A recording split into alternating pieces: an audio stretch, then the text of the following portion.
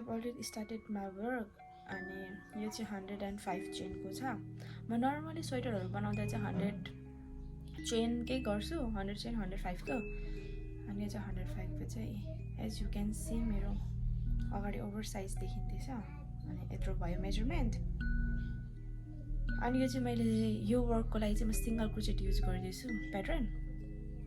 अनि single crochet कसरी गर्छ भने चेन आफूलाई जति नम्बरको चेन चाहिन्छ त्यति नम्बरको चेन गर्ने. अनि 1 स्किप गरेर सेकेन्ड चेनमा चाहिँ वर्क गर्ने.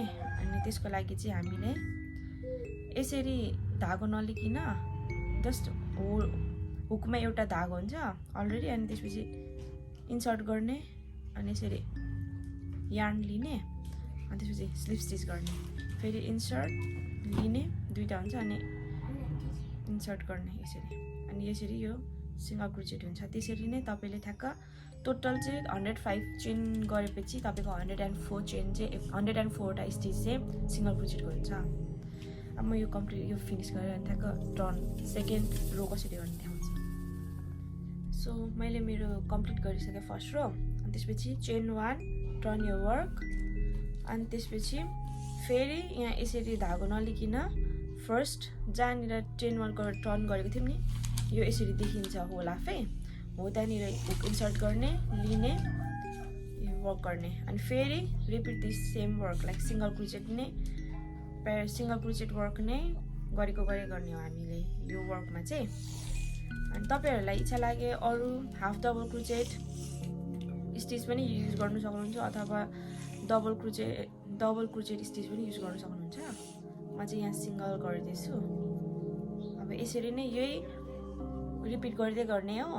अब तपाईलाई कति रोसम्म गर्नु मन पर्छ त्यो तपाई सेम कलरमा पनि गर्न सक्नुहुन्छ. तर म चाहिँ यो आफ्टर लाइक मेबी यति वर्क गरेर अब यति वर्कमा कति रो हुन्छ यति गर्छु.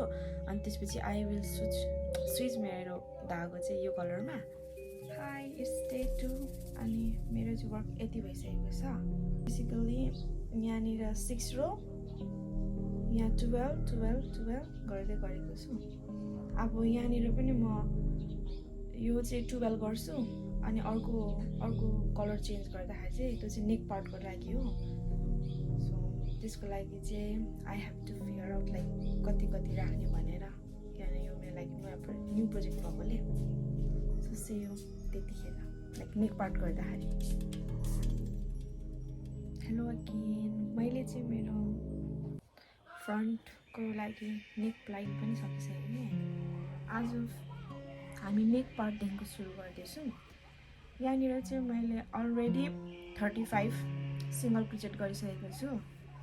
एज यु क्यान सी मैले एउटा चारवटा क्रिम गरेपछि चाहिँ मैले यहाँनिर 5 रो चाहिँ अलरेडी सिंगल क्रोचेट गरेँ. अनि अहिले म 6 रोमा गर्दैछु. 6 रोमा चाहिँ मैले 35 वटा सिंगल क्रोचेट गरेपछि 36 मा यसरी लिन्छु. तर यसलाई लक गर्दिनँ. फेरि 37 मा इन्सर्ट गर्छु हुक. अनि यसरी 3टा लुप भएपछि म यसलाई क्लोज गरिदिन्छु. यसरी चाहिँ हाम्रो डिक्रिज भयो. अब चेन 1 अनि त्यसपछि हामी अब जति पनि हाम्रो यो सिंगल क्रोचेट छ नि हो त गर्छौँ भनेपछि यहाँ टोटल 36 वटा सिंगल क्रोचेट 35 वटा त अलरेडी थियो. अनि 36 र 37 लाई चाहिँ हामीले डिक्रिज फर्ममा गरेर चाहिँ एउटा मात्र सिंगल क्रोचेट भयो. त्यही भएर यहाँनिर अब हामी हाम्रो वर्कमा 36 वटा सिंगल क्रोचेट हुन्छ. यो चाहिँ मेरो 8 रो पुगेपछि चाहिँ मैले 34 वटा सिंगल क्रोचेट गरेँ. अनि अघि हामीले यहाँ डिक्रिज गरेको थियौँ. अब फेरि 1 अहिले जस्तै यस्तो लिने. फेरि अर्कोमा 35 र 36 लिने. अनि के भन्छ डिक्रिज गरिदिने. फेरि चेन 1. अब फेरि टर्न यो वर्क. यहाँ फेरि हामीले एकचोटि डिक्रिज गरेपछि चाहिँ अर्को रो चाहिँ नर्मल गर्ने. फेरि अर्को डिक्रिज गरेपछि अर्को त्यसपछिको रो चाहिँ फेरि नर्मल गर्ने. त्यसरी गर्छु. अब म यसरी चाहिँ यो यहाँनिरको यो डार्क ग्रे छ नि यो चाहिँ म जम्मी 10 रोज मात्र गर्छु.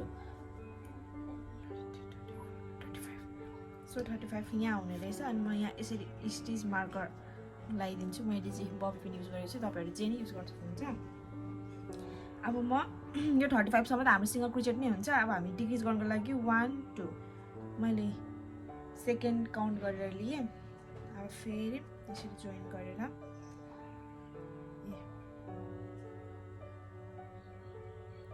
नाउ हालेर इन्सर्ट गर्ने एउटा लिए लुप फेरि अर्कोमा इन्सर्ट गर्ने अर्को लुप लिए यो डिक्रिज भयो अब मलाई इजी अर्को रोको लागि इजी होस् भनेर यो डिक्रिजमा पनि मैले अर्को स्टिच मार्कर लगाइदिएँ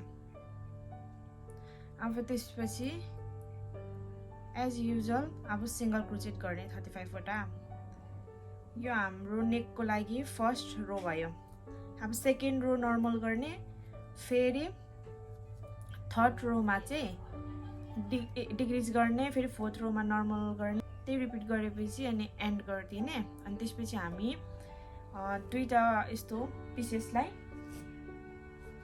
यहाँ कनेक्ट गर्छौँ यहाँ टपमा यसरी कनेक्ट गर्छौँ युजिङ स्लिप स्टिच अनि त्यसपछि हाम्रो यो नेक निस्किन्छ अनि यहाँनिर हामी बोर्डर गर्छौँ नेकको लाइनमा लास्ट क्लिपमा मैले नेक पार्ट गरेर देखाउँछु भनेको थिएँ बट यो चाहिँ मैले अफ क्यामेरामै गरिसकेँ तर यो सिम्पल छ मैले कसरी बोर्डर गरेको छु भन्दाखेरि चेन 8 गरेको छु चेन 8 अनि त्यसपछि चेन 8 गरेपछि चेन 7 सम्म वर्क गर्छु एउटा 1 चाहिँ टर्निङ पोइन्ट हुन्छ अनि 7 वटा सिंगल क्रोचेट भएपछि अनि म यहाँनिर स्टिच लिँदै स्लिप स्टिच गर्छु स्लिप स्टिच 2 गर्छु अनि फेरि त्यसलाई नै अर्कोपट्टि अपोजिट वर्कमा गर्दै जान्छु यो नेक पार्ट चाहिँ म लास्टमा अहिले यो बोर्डर गर्ने जसरी म बोर्डर गर्छु नि यहाँनिर हो सेम वेमै म यहाँ नेक पार्टको पनि गरेको हो नि त सो म त्यतिखेर एक्सप्लेन गरिदिन्छु अनि अहिले चाहिँ मैले अलरेडी एउटा स्लिप्सको चाहिँ गरिसकेको छु अफ क्यामेरा नि किनभने मेरो फर्स्ट टाइम भएर लाइक मलाई पनि फिगर आउट गर्नुपर्छ नि त कति कतिमा राख्ने भनेर सो वान पार्ट इज यसरी डन भइसकेको छ अब यो नेक्स्ट पार्ट म गरेर देखाउँछु त्यसको लागि यहाँनिर चाहिँ मैले के गरेको छु भन्दा ठ्याक्क यो एउटा ग्रे अनि अर्को यो घी कलर फेरि यो ग्रे छोडिदिएर अनि अर्को घीमा चाहिँ जम्मा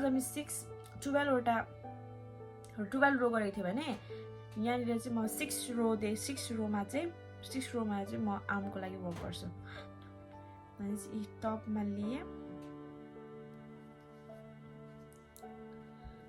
टप लिएपछि यसो गरेर यहाँ चेन लिएर अड्काइदिएँ अनि सिंगल क्रोचेट 1 अनि यो चाहिँ अलिक हार्ड पार्ट छ है कसरी यो फिगर आउट गर्ने भन्दाखेरि म चाहिँ नर्मली के गर्छु भन्दाखेरि जुन हाम्रो यो प्रोजेक्ट छ नि यो चाहिँ एकदम क्रिस क्रस हुन्छ क्या तपाईहरु चाहिँ बिगिनर हो भने चाहिँ काउन्ट गर्दै गर्नु यहाँ कतिसम्म नम्बर बस्छ भनेर म चाहिँ युज टु भएर मलाई चाहिँ स्टिचहरु सबै थाहा भइसकेको छ म चाहिँ कसरी गर्छु भन्दाखेरि ठ्याक्क एउटा रोमा एउटा सिंगल क्रोचेट फेरि अर्को रोमा अर्को सिंगल क्रोचेट गर्दै यसरी गर्छु भनेपछि यहाँनिर 12 वटा रो छ भनेपछि यति वर्कमा 12 वटा सिंगल क्रोचेट फेरि यतिमा 12 वटा सिंगल क्रोचेट फेरि यतिमा 12 वटा सिंगल क्रोचेट हो त्यसरी गर्छु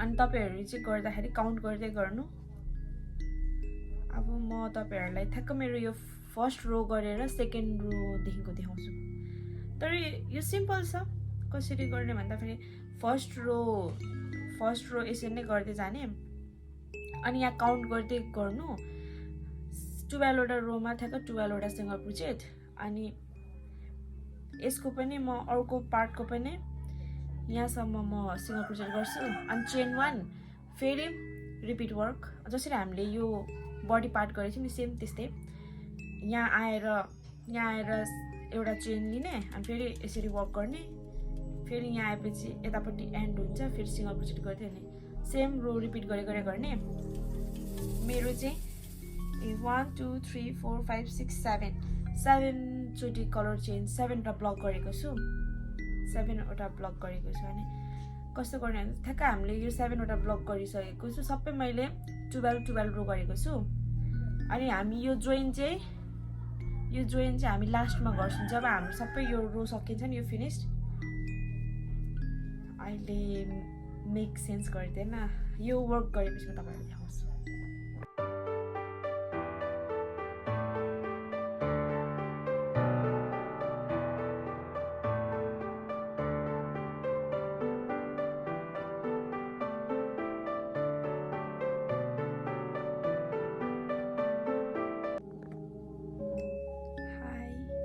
मैले मेरो फर्स्ट रो चाहिँ गरिसकेको छु स्लिप्सको अनि सेकेन्ड रो स्टार्ट गरिसकेको छु मैले जस्ट फर्स्ट रो सकेर चेन 1 गरेर चाहिँ यसरी माथि टपको पार्टमा स्लिप स्टिच गरिदिन्छु स्लिप स्टिचहरु सिंगल क्रोचेट गरिदिन्छु यसरी नै अब रिपिट गरे रो आफ्टर रो रिपिट गर्ने आफ्नो डिजायर लेन्थ सम्म पुगेपछि हामी स्लिप स्टिचको मद्दतबाट चाहिँ हामी यसरी स्लिप्सलाई जोइन गर्छौं अनि हाम्रो स्लिप्स यस्तो हुन्छ सो यतिको आफ्नो डिजायर अनुसारको लेन्थ नबन्जेसम्म यसरी नै रो आफ्टर रो वर्क गरिराख्ने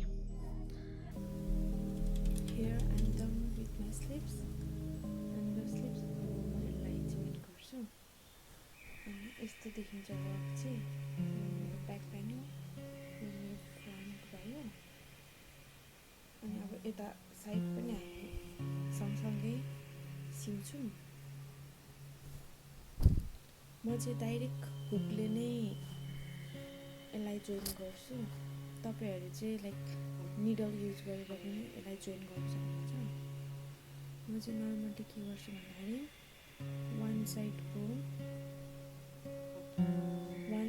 त्यो फर्स्ट जुन रो थियो नि र अर्को साइडको रो जोइन गर्छु फेरि सेकेन्ड रोमा जाने अर्कोपट्टिको सेकेन्ड रोमा जाने स्लिप स्टिच गर्दिने फेरि थर्डको स्लिप स्टिच रोमा स्लिप अर्को थर्डमा फेरि स्लिप हो यसरी नै अपोजिट डिरेक्सनमा स्लिप स्टिच गर्दै स्लिप स्टिच गरेपछि हाम्रो जोइन वर्क हुन्छ यही स्टिच चाहिँ म रिपिट गरिराख्छु यही स्लिप स्टिच चाहिँ म रिपिट गरिबस्छु यो यहाँ लास्ट बडी पार्टसम्म जोइन हुन्छ अनि जोइन भएपछि हाम्रो वर्क यस्तो देखिन्छ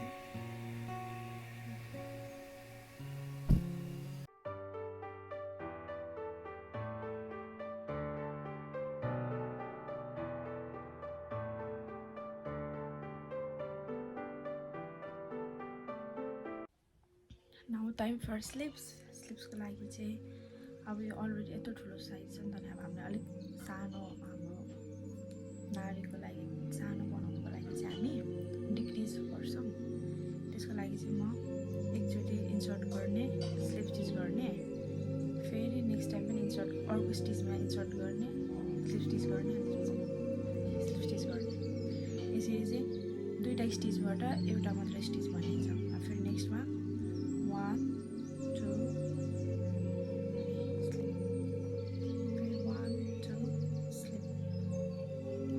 यसरी नै म होल्ड राउन्डमा डिक्रिज गर्छु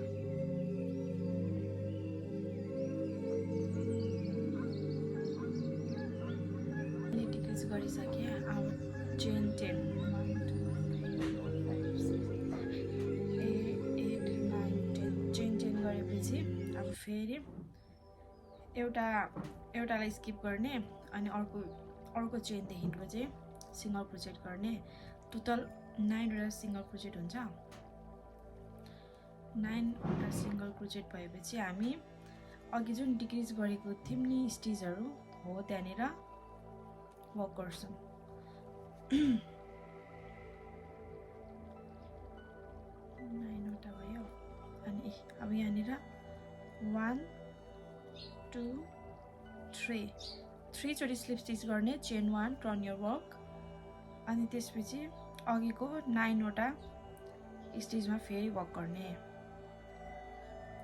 तर दुईटैमा इन्सर्ट गर्ने हैन ओन्ली ब्याक प्यानलमा मात्र भनेको चाहिँ ठ्याक्क अब हामीले यसरी होल्ड गर्दाखेरि जुन हामीले थम्पले र एउटा मिडल फिंगरले टच भएको हुन्छ धागो तर हामी चाहिँ हेर्दाखेरि यसरी दुईटा देखिएको हुन्छ जस्ट यो हाम्रो यो फिंगरले टच भएकोमा मात्र सिंगल क्रोचेट गर्ने त्यसरी चाहिँ ब्याक प्यानलमा चाहिँ फेरि चेन 1 टर्न यो वर्क अनि फेरि यसरी होल्ड गर्छौं नि तर होल्ड गर्दाखेरि ठ्याक्कै यो फिंगरले टच भएको साइड मात्र सिंगल क्रोचेट गर्ने फेरि 9 वटा सिंगल क्रोचेट अनि फेरि स्लिप अघिको त्यो डिक्रिज